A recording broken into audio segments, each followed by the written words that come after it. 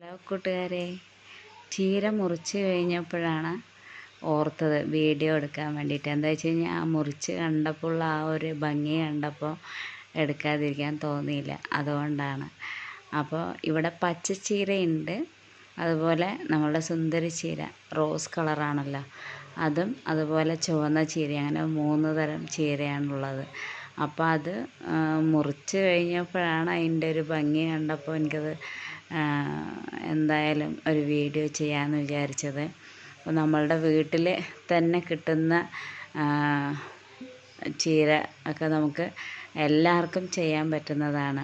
അപ്പോൾ ചെറിയ തോതിൽ നമ്മുടെ ഗ്രോ ബാഗിലോ അല്ലെങ്കിൽ ചാക്കിലോ മറ്റോ ആയിട്ട് നമുക്കത് വിത്ത് പാകി നമുക്ക് മുളപ്പിച്ച് അത് നല്ല രീതിയിൽ നമുക്ക് വീട്ടിലേക്ക് ഉപയോഗിക്കാൻ പറ്റുന്നുള്ളതാണ്. അപ്പോൾ ഇതൊരു സന്തോഷമായിട്ടുള്ളൊരു കാര്യമല്ലേ. അപ്പോൾ അതുകൊണ്ടാണിത് വീഡിയോ ചെയ്തത്.